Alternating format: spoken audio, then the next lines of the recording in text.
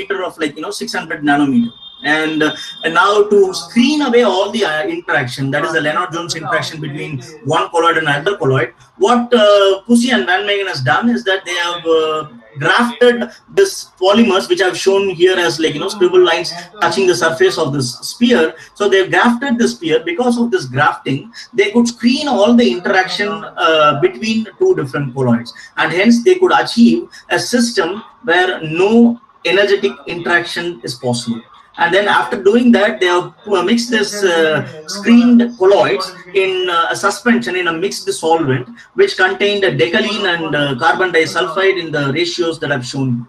The reason that they have chosen this combination of solvents is because they want to refractive index match the colloids and the solvent. Why do they want to do that? Because they did all the studies using optics, and they don't want scattering at every colloid solvent interface that it sees. If the refractive index is matched, so then there will not be any scattering of the visible light at the interfaces.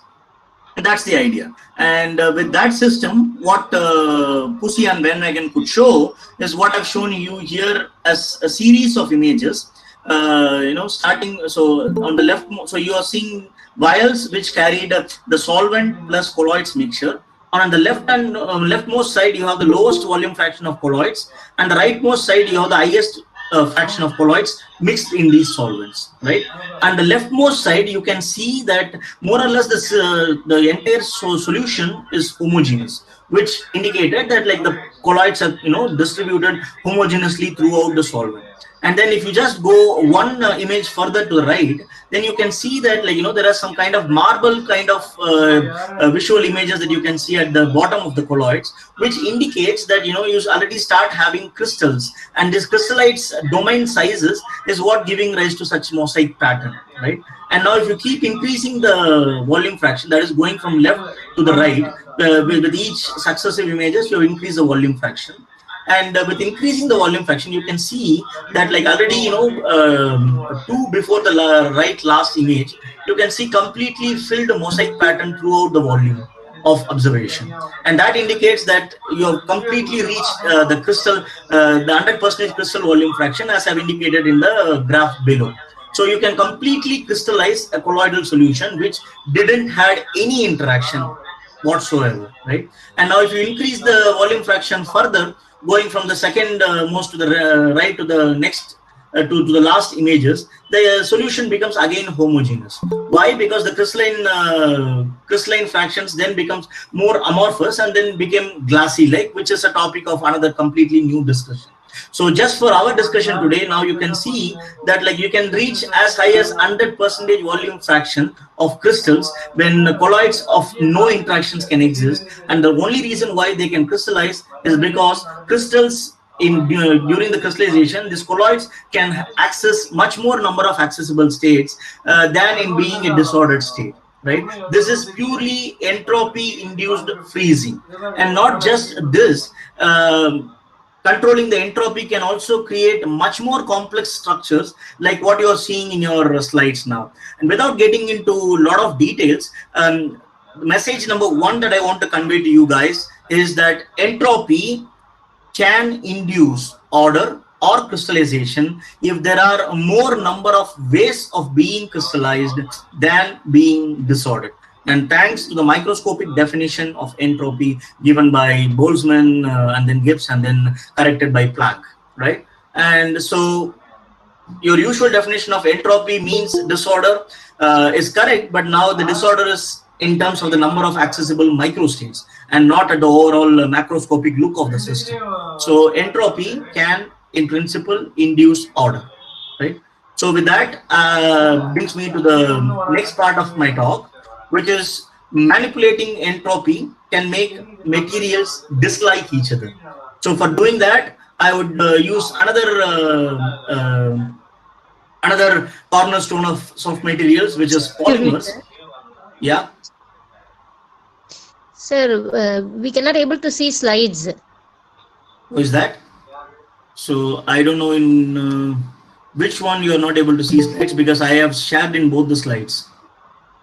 No, we can able to see your face only, not slides. No issue, sir. You can continue, sir.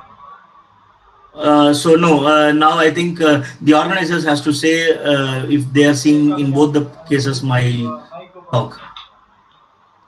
I have messaged them, but there's no response. That's why directly I'm. Excuse me, participants. There will be two surrender in your people box. You pin the PPT presentation, not the other his personal screen. Kindly don't interrupt. Okay, so I hope now whoever has complained can see the slide. Okay, so that brings me to my second part, where I'm going to now discuss on the basis of another most important soft material system, which is polymers. And polymers is, I mean, if somebody is hearing the word polymers for the first time, so then it is nothing but those long chain-like molecules which comprises all the plastics that you see. Not only the plastics, think about the coatings of the automobiles and the flexible solar cells, are even the biologically relevant molecules like the proteins in your body are all simple polymeric systems, right? And now what I want to show you in the next slide is like what does polymer to do with a physicist? I mean, how does a physicist view a polymer, right? So at a microscopic level, polymers are long chain-like molecules formed by covalently linking small molecules, which are called as monomers, right? And it is easy to view such a polymer as beads connected via springs, where the beads indicate the small molecules, and the springs, the molecular springs, indicate the covalent bond between the small molecules. For example, here I've shown ethylene oxide moieties, which are covalently linked with each other to form polyethylene oxide, right? And now at this level, you can think of various degrees of freedom of polymer, right? So now these bonds can fluctuate, and they can rotate, and they can the bond length can vibrate, and the monomers can rotate along the torsional degree of freedom, which is one of the most important degree of freedom. And maybe to highlight this, here I'm showing you a snapshot of polymer with just 3 different bonds, just a small cut of a polymer, where you can see, for example, if the first 2 bonds are having a fixed bond angle, then the third monomer now, for example, can rotate freely around the entire torsional angle. That increases the entropy of the polymers immensely. Now, if you think, so basically the number of ways in which these monomers can arrange in a torsional position. And now here you can have infinite number of possibilities. And now if you have many number of monomers, then you have n to the power infinite number of possibilities. Now, if in a simple way, if you just think about just 2 different positions in which they can occupy this torsional position, then you have simply 2 to the power n number of possible microstates. And with polymers, this number of monomers can usually get extremely large, right? So you can have as high as thousands and 10,000s and lakhs and even crores of numbers of small molecules which covalently link to each other to form one single macromolecule, one single polymer, right? And now if you think about the number of states which can in principle then exist, it can be quite huge, right? And that's why this polymer can in principle have another structure which is not a local one but a global one. For instance, here I have shown you a sketch of polymer where you cannot see the monomers anymore, and you see another structure which is rather a universal structure, right? And now all this discussion that I'm doing is for polymers where the monomers are electrically neutral, and all the interactions between the monomers are screened within the size of a single monomer. And now once if you can reach such a global size, so then here the structure of a polymer can be simply described by measuring the extension of the polymer, or the end-to-end distance of a polymer chain. The distance between one end to the another end of the distance of the polymer. Right? And now if you roughly look at this is like kind of a random walk. And now people realizing this, they could relate the structure of a polymer to the trajectory of a random walk of a single Brownian particle, right? And because of that, this size of the polymer, that is the end-to-end distance of the polymer, scales with root n number of monomers, right? That is, if you have 1000 monomers, so then it just scales with 1000 to the power 1/2, right? Now this B is just the monomer distance, that is the bond length, and this is similar to a random walk if you think from a diffusion perspective, replacing the size of the polymer with the mean square displacement and the number of monomers with the time taken for each discrete steps that it needs, right? So this is a simple random walk, and because of this random fluctuation of monomers at around every torsional angle, this also gives rise to a Gaussian distribution of monomers. That is, now if you look at this end-to-end distance, and if you go from one end to the other end, so then there is a peak, that is the maximum distribution of monomers, maximum density of monomers at around a distance which is given by the random walk, and then it decreases on both the ends. That is, you have many different conformations, and the mean value, which is coming out of average of many different values, is given by the root n number and Gaussian conformation. And the Gaussian conformation tells you that that is the most probable distribution for having the highest possible entropy for the system. Now that you know the probability, and we just discussed about the Gibbs entropy or the Boltzmann entropy, we can calculate entropy, right? And the entropy is a function of the number of monomers which is forming the polymer, and r, the distance, the extension from one end to the another end. And now if you see, the only thing that I want you to note in this particular expression is that the entropy is a function of the end-to-end distance. So now if you change the end-to-end distance of a polymer by doing something, then you can essentially change the entropy. So it's a very simple model system where the entropy comes much more easier to control, and you can play with the entropy and do whatever kind of thermodynamic experiment that you can plan for. It's a simple model experiment, right? And now with this understanding, I'm taking you to a next slide where I'm just asking you to think of a simple thought experiment, right? So I'm taking a polymer and making one of the edges to be attached to a substrate. The substrate could be anything. You can imagine glass, you can imagine silicon, you can imagine germanium, whatever which comes to your mind, right? It's just essentially to anchor one of the ends of the polymer. And now at very less anchoring density, the polymer can still perform a random walk, and the entropy can be still much higher. Now, if you increase the anchoring density, the polymers start stretching themselves. Why? Because they come closer together, and the steric repulsion between two neighboring polymers, does not allow them to completely interpenetrate with each other, rather to stretch them. Now, if you increase the density so high, then you can in principle completely stretch every molecule, right? And now if you just look from the perspective that, like, when you're stretching, you're also increasing the thickness, which is what I've shown you here, where I'm plotting the thickness of these brush layers as a function of the grafting density. And initially in a dilute regime, the thickness is not varying much with grafting density. The moment you start, you make the density so high that such that your polymer coils start overlapping each other. So then there is a moderate increase in the thickness, and then at the last regime, that is the high density regime, you can increase them completely like a power law, which is given here, right? And now just to indicate that this exponent is something greater than 0.5 and go up to 1, right? And to bring this into the context of what we are discussing today, and now if you just take the high density brush, where the height of the brush can scale with the grafting density to the exponent, which is more than 0.5.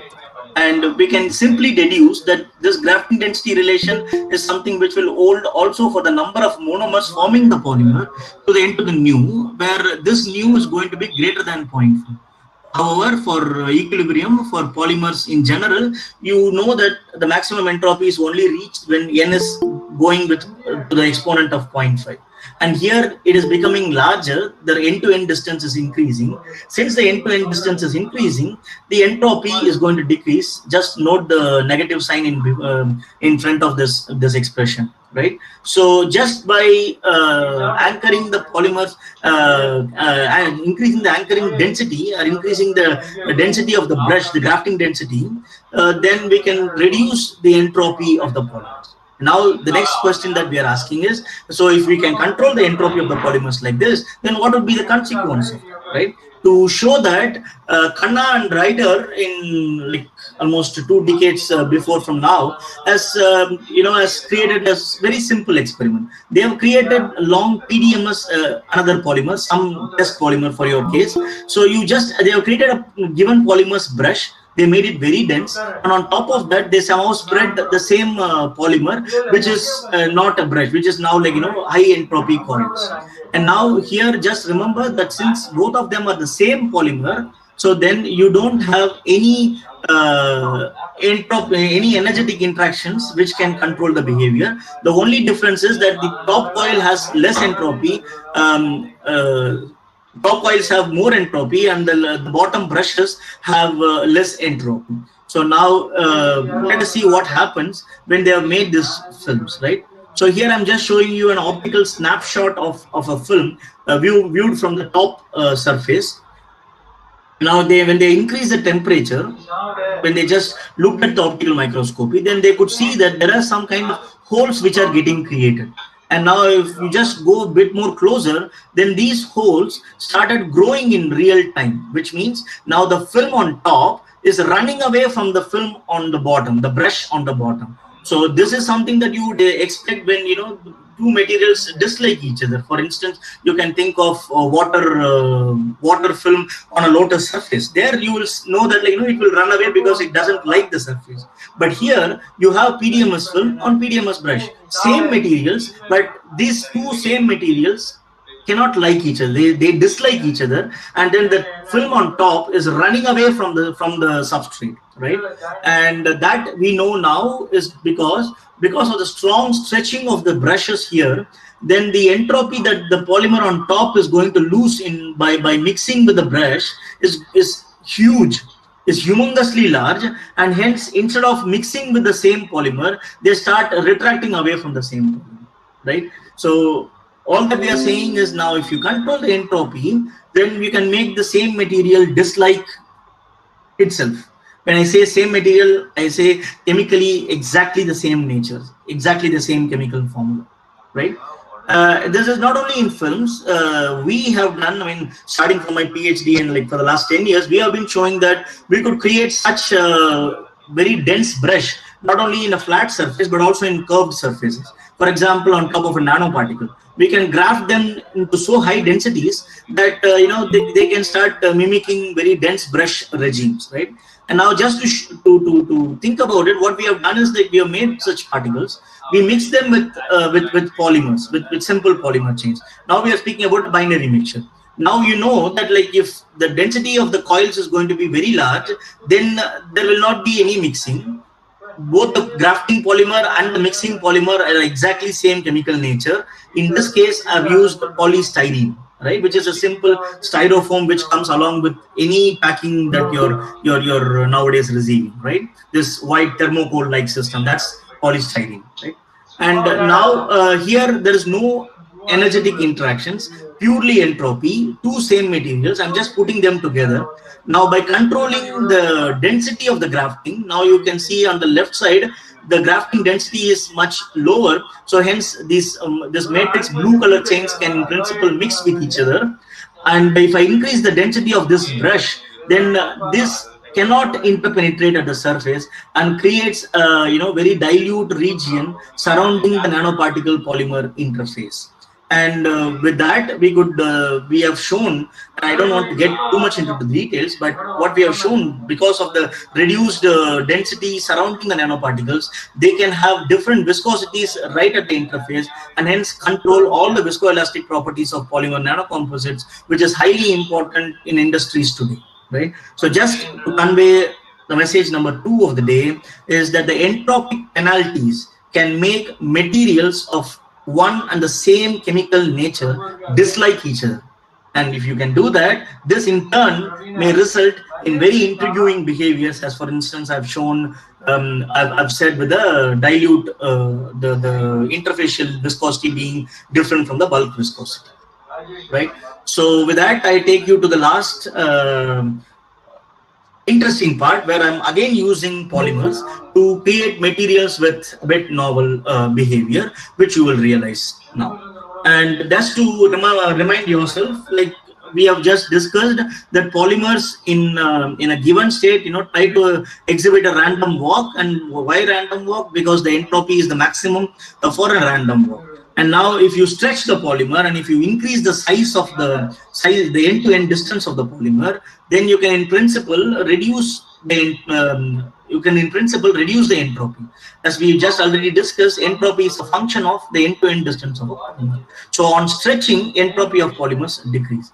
Now the first question is, can we experimentally create polymeric products where all the polymer chains can be stretched, right? So the answer is yes. And one can simply create an experiment like of the sort I've shown you here, which is what we call as extrusion, where in the feed hopper we put in polymer powders, and in the center mantle is a heating mantle, where the center mantle is a heating mantle which is melting the polymers and then squeezing the polymers through this nozzle. And because of the shear at the nozzles, at the flow direction, you can see that the polymers start stretching at the nozzle, right? So now, when it crosses the nozzle, all the polymers are rather stretched. So the shear at the focus area stretches the polymers. The stretching reduces the entropy of polymers, which is something that we have just discussed in the last slide. And now we could create a polymeric fiber where all the polymers are stretched. That is, the entropy of all those polymers are much less than what is expected in equilibrium, what is expected in the given thermodynamic conditions. Now we could create a product like that. Now, once we created a product like that, what will be the consequence of such reduced entropy on stretching of the polymers?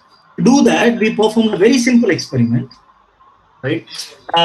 Here, what I'm showing you is polymer fibers which are obtained by the method that I just shown you in the last slide, and I've just tied a heavy object, right? So just to give you a reference, the object is at least 100 times heavier than the fiber that I'm showing you here, right? So now I've stretched all the fibers, and I'm just thinking about putting a weight. And what would your original mechanical behavior of materials thought will tell you? That with time, this load will pull the fiber down, and the fiber will become longer and longer with time, which is what people call as creep behavior in materials, right? And now, since we have already stretched all the polymers, let us see what happens.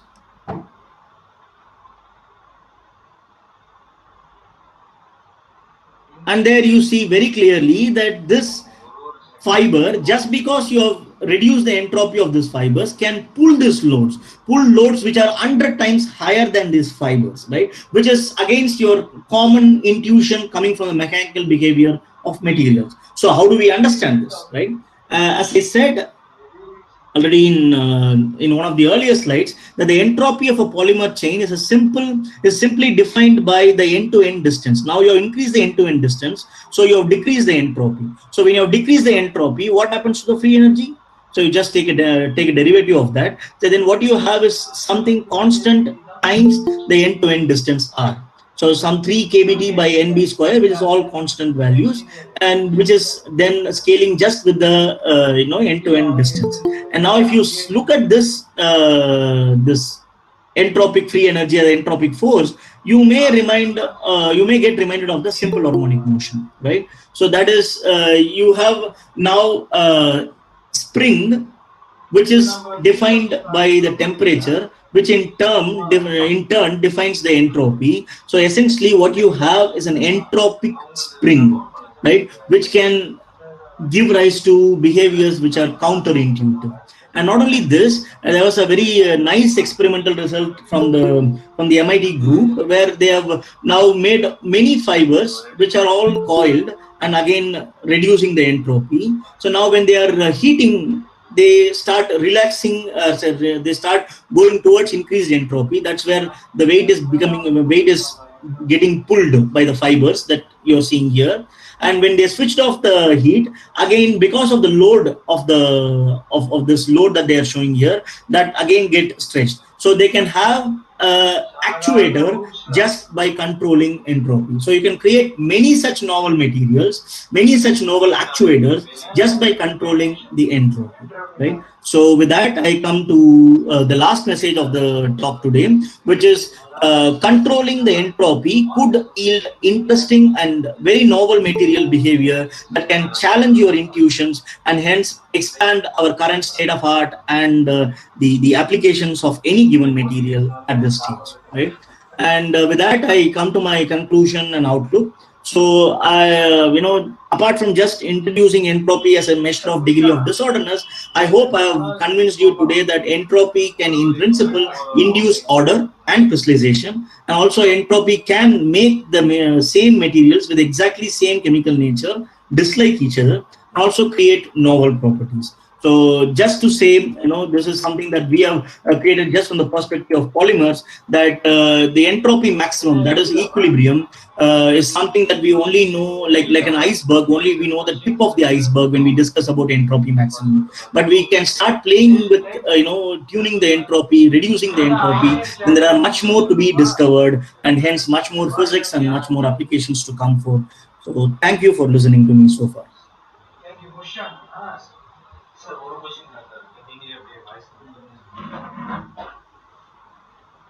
Sure. Thank you, Micah.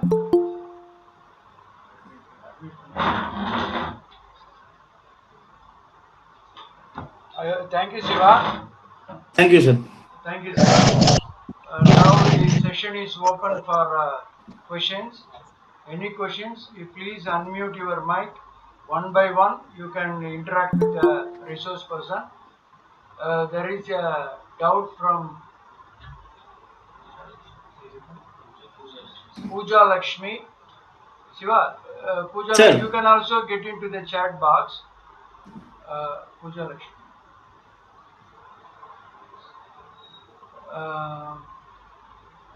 So her doubt is,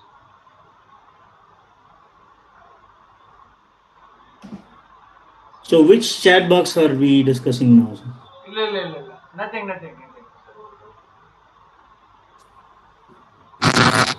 Dear participants, you can, if you have any doubt, please interact with the resource person. One Miss Krishna Prabha. His doubt is it possible to control the trajectory of Brownian particles? Siva? Okay. So yeah, that's a good question. Brownian particles trajectory, that is like the way it is going from one position to other position, is something which you could not control because that's a random walk, right? But the rate at which it is going from one end to the other end is something that you can control by controlling, for instance, the temperature, that is the viscosity of the surrounding medium, and or the size of the particles which are exhibiting Brownian motion. However, the trajectory is something which is statistical, and the mean values indicate that they perform random work. Dear participants, if at all you have any questions, please unmute your mic and then you can ask your questions.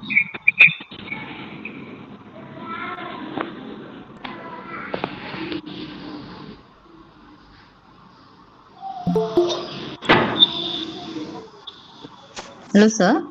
Yeah. Somebody is coming. It's Jabina from DKMC. Hi. Sir, I have one doubt. Actually, if you want to get a that is highly crystallized material by changing the entropy, Yes. if it is possible after that is post synthesis by change that entropy to get the high crystallized material. Maybe I don't completely understand, but if you are speaking about, what kind of materials do you have in mind? I have a semiconductor material. So which is atomic system? Yeah. Yeah, so then you have a difficulty of the interplay of entropy and enthalpy. So there, controlling entropy alone would be difficult, but which is rather easy or possible with colloidal sized particles, be it with nanoparticles or with colloidal systems, much more bigger, the micron sized particles. So I'm afraid that for your system, entropy alone would not play a role. So it would be an interplay between enthalpy and entropy. Okay, sir. Thank you. Thank you, ma'am. Thank you, next, sir. Yeah, thank you. Next is Mr. Surya Sandil Kumar. His doubt is, tell us about the clear meaning of Gibbs paradox. Clear meaning of Gibbs paradox. Yeah. Okay, fine. So I think for that I would just ask you to think about the form that I was showing you for the entropy, right? So that is, the entropy is defined as the Boltzmann constant times the log of number of microstates which are possible, right? And here the number of microstates depends on whether you have distinguishable particles or indistinguishable particles. Now, if you have indistinguishable particles, then you have a problem of counting every particle another time, which is, now if you have n particles, then you are counting n factorial number of times higher. So hence, to remove this problem, what Gibbs has introduced is that, like, he has normalized this number of maximum accessible states by n factorial, and I think that's what Gibbs paradox means. And I'm not sure if Mr. Surya Narayanan has. No, it's clear. Okay, sure. The next question is from Ms. Anandi. Her doubt is, how do we discuss the concept of entropy and enthalpy in the case of porous nanoparticles? People are asking in the semiconducting area only, not in the polymers. Okay, so in the case of porous nanoparticles, again, it's it depends on what we are speaking about. So if you are speaking about the pore size being nano, or if the whole nanoparticle is being in the size of colloidal regime, right? If the whole nanoparticle is in the colloidal regime, so then in principle you can use the similar concept that we discussed here. And for instance, the complex order that I have shown, which I have not discussed in detail, was done for nanoparticles which are semiconductor, which are optically relevant or solar cell relevant nanoparticles. So there, what people have done is, by controlling the shape and size of these colloids, or the so-called nanoparticles, you can control the entropy, and hence, if you can control the entropy, then you can control the order that you are finally getting. Right. One Mr. Saravana Kumar doubt is, give some applications of soft materials. Can we predict the control of entropy using any softwares? Could you please repeat the question? Give some applications of soft materials. His first question is this, and he has one more doubt. Can we predict the control of entropy using any softwares? Okay, fine. So question. Okay, I think the question number one, the application of soft materials. Application of soft materials is something that you can see in your your everyday life, right from the way you are working, your body is working. I mean, how the channels are conducting ions. For example, now I'm speaking and you're listening that, and your mind is processing, and in this you're speaking about the diffusion of long protein chain like molecules in the narrow pores of your nerves. That's one example. And you can also think about pains, right? For example, nowadays you might have heard about paints which can self-heal itself. That is, if there are cracks, then the paint will become liquid, and then it will fill in the gaps, and then it will again make the wall more smooth and clean. That's another existing example of soft materials application. And you can also think about flexible electronics. For example, nowadays you have this stiff smartphones in everyone's hand, and if you think about plastic mobiles, where you can just fold and scramble it and then take it in your pocket and leave live further happily. And there are many such applications. For example, you can also think about the paint colors, right? I mean, colloidal solution is something which has been used for more than 100 years now. So there are many other applications I can think about, but now I think that would have possibly address your first part. And the second part is how you can predict the entropy of the system, right? And there are a lot of computer simulations which exist, starting from Monte Carlo to molecular dynamics and so on. And I think there are many more details that we can discuss, but there are a lot of softwares which do exist. Very simple but excellent question, if I am correct. There are Dr. Shiva, Yes. one from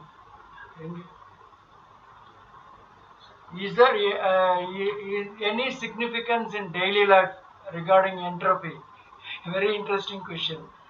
Well, any significance in daily life regarding entropy? Well, I think there are okay. All are entropy only. Yeah, that's what would be my answer as well. But maybe to convince this person who asked about the entropy, so I would. I would indicate that, you would be in a position to easily think about possibly the energy, right? The free energy. The minimization of free energy is what equilibrium is always searching for. And in terms of entropy, you're speaking about the same thing, but in the maximization of entropy, right? And now, what would be the everyday life? I mean, you're driving more motorbikes. I mean, which is based on a piston, which Carnot has thought about already 200 years before from today, right? So that's one thing why you're not having a persistence bike with with zero energy wastage or something like that. But any friction, for example, I mean, any dissipation, for example, in terms of heat and work is related with entropy. So I don't know if the question was answered.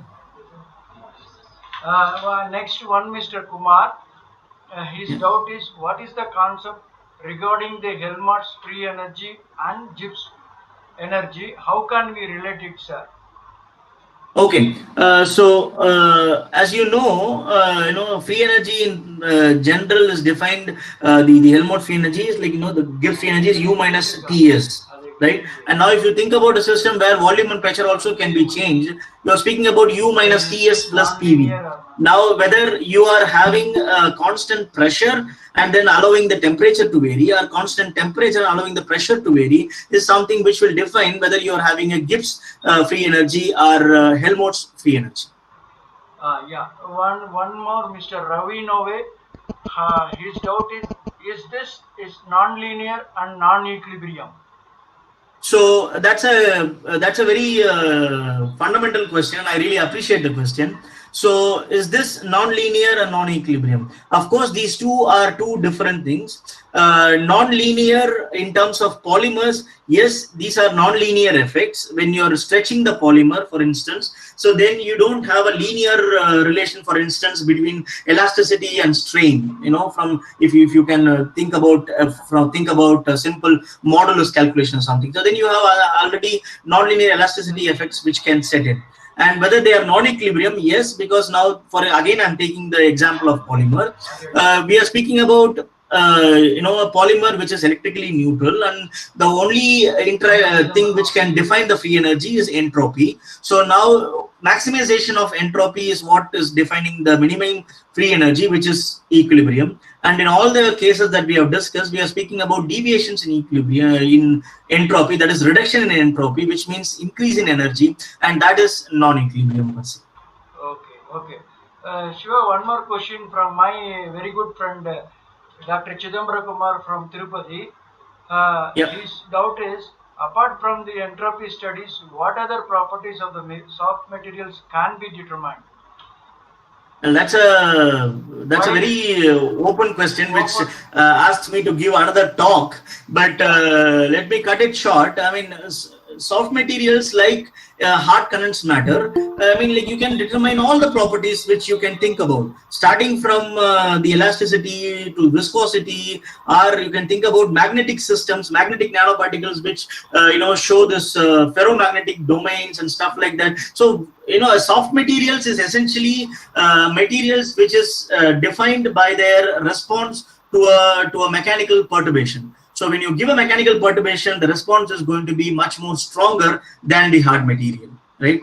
And now all the other properties are still the same as hard condensed matter. And now you can measure all the properties. I say still the same because all properties can still be exhibited by soft matter, just that they are mechanically softer systems. Okay, in continuation of that, do we have any instrument to measure all these things to verify experimentally? Which properties are we speaking about? Mechanical perturbations. Many instruments. I mean, for example, even the universal tensile machine, which is used for hard mechanical materials, can also be used for polymers, right? And now if you are asking for much more softer systems where you cannot use such hard machines, then you can use, for example, rheometers, or you can use examples tensiometer, right? So these are the things which can be done, and this has been in use for a long time now. Okay. There are a few more questions. Would you mind it? Sure. No. Please go ahead. Please go ahead. Right. One, Mr. Murali Krishna Hari, his doubt is, as entropy can be brought only at low temperatures, is that all nano systems can be built only under very low temperatures? Well, the answer is no. First, entropy can be defined at all temperatures, because temperatures change the number of microstates which are accessible, right? You are changing the energy, and the energy changes the number of microstates. You think about the density of states that you might have studied, even for instance in hard condensed matter with Hartree-Fock approximations and so on, right? So hence entropy will change when you are changing the temperature. And now then comes the second part of your question, where you are speaking about whether you can only create such nanoparticle systems at low temperature. Again, the answer is partially yes and partially no. It depends on what kind of entropic stability are we speaking about. Every stability at some or the other temperatures will start getting affected, right? And now if your system is strong, for example, the kind of nanoparticle system that I was showing, I can do experiments at temperatures as high as 200 degrees centigrade or something, and that was only because I was having a polymer graft. And then there are other studies which can go with temperatures beyond that. Okay, the next question is from Mr. Santosh Kumar. How the entropy is related to nano superconductors? How is entropy related to nano superconductors? So I am not an expert in the field that you are asking, but since you mentioned nano superconductors, I can only say about the nano part. As I said, if you can control the shape and size of the nanoparticles, whose interactions can be completely screened, then you can mimic the same entropic effects even in nano superconductors. That is my presumption. With respect to bulk? With respect to bulk. Right. The next question is again from Ms. S. Anandi. I think she is eagerly waiting for you. She is from IIT, where you are going to join, Siva. IIT Kanpur? Yeah, I think he is IIT Kanpur. She is from IIT Kanpur. Oh, okay. Hi. Her question is, okay. Second question is it possible that soft materials is very similar to smart or shape memory alloys? Soft materials can be smart, yes. Soft material can remember their shapes, yes. But these are different properties that you are speaking, or the behavior that you are speaking about, and the same behavior can be ascribed to different materials. And in that sense, yeah, you can create shape memory materials with soft systems, and also you can make them smart. For instance, I have shown you the actuators with soft materials. Okay, one more, Mr. Ramchandran Murugesan. He has asked, what is the mechanism regarding entropy during the preparation of nanoparticles? Okay, so this question I would answer in a very superficial way, but you would listen much more about this in the second session given by Dr. Rajkumar Ramamurthy. However, I would just indicate to you that you know that any preparation of nanoparticles is essentially the nucleation and growth phenomena. And with nucleation, of course, you have the balance of surface energy and the bulk energy, where the bulk energy is defined by the entropy. So that's the kind of relation that you can think about entropy during the preparation of your nanoparticles. Okay, the another very interesting question is from your student Siva, Okay. Suganya Murali, whom you are Okay. yeah. What is the role of entropy and enthalpy in high temperature crystal growth? How it affects the system? Well, this is a very general question. I would just explain this from the basis of free energies. As you know, at high temperature, higher mobility, you have entropy of the system being higher, and the enthalpy of the system may be affected, may not be affected, depending on what kind of, how far you are from the phase transition temperature, like the melting temperature and so on. So now, if you can control the temperature, that will of course affect the entropy. And now, if you are affecting the entropy of the system, so then you will affect the mobility of the system. And if you are affecting the mobility of the system, then you will affect the nature of the crystals that you are growing.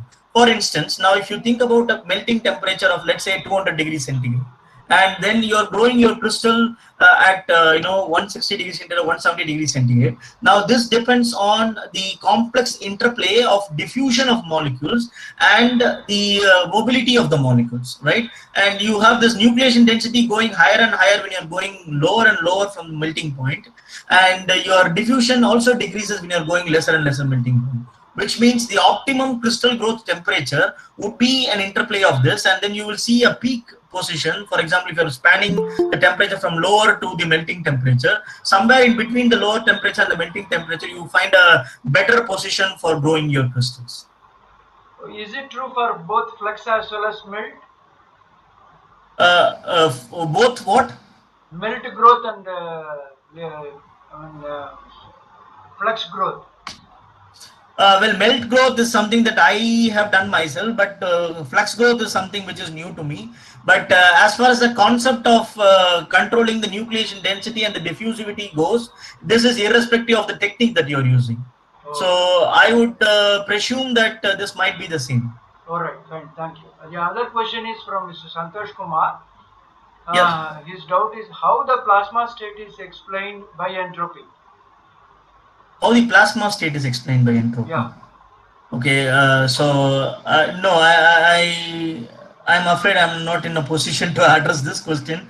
Maybe I think I would rather leave it out, because this is far away from this from the talk that I gave, and also it's difficult for me to concile in terms of entropy. Okay, let's skip. Friends, if at all you have any doubt, we'll give you the mail ID of Dr. Sivasurendra Sanjan. You can contact him afterwards. Now the next question is from Murali Krishna Hari.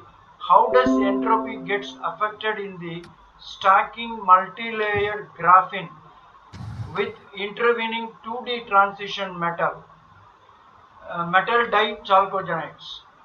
Well, that's a standard hard condensed matter system, where you're speaking about graphene, and which shows very rich interactions in terms of the system. So I'm afraid that this is not within the realm of soft systems, and I'm not sure if you would be able to completely decouple entropy and enthalpy per se. Okay, fine. I think there are no questions. Okay, we'll leave the email ID of Dr. Sivasurendran Chandran.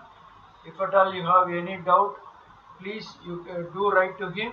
He is always ready to answer you. Thank you very much for joining with us. On behalf of everyone who have participated in this webinar and staff, students of Muthuranga Government Arts College Physics Department, would like to extend our heartfelt thanks to every one of you, and the today's guest of honor, Dr. Siva, will be joining IIT Kharagpur. Kanpur, sir. Kanpur. I'm sorry, extremely sorry. Kanpur. So let us all congratulate him. Let him continue his research work in this prestigious institution of India. Thank you for joining with us. Afternoon exactly at 2 o'clock. Please do join. The feedback form will be sent only after the second session, afternoon session. Then you can fill it up. Right? Thank you for joining with us. Thank you, Dr. Siva. Thank you. Thank you, sir. Thank you all. Yeah.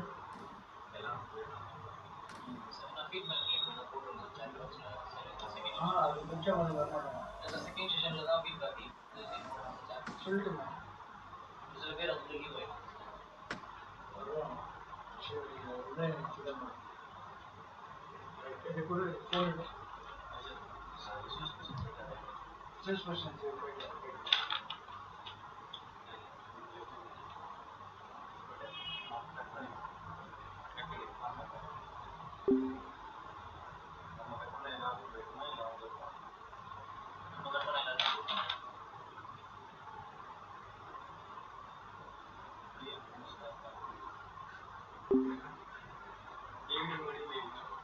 Siva எக்ஸலண்டா இருந்தது Siva, excellent. செம்மட்டாக இவ்வளோ doubts கிளியராக பண்ண clarification வரும் அப்படின்னு நினைக்கல. There are lot many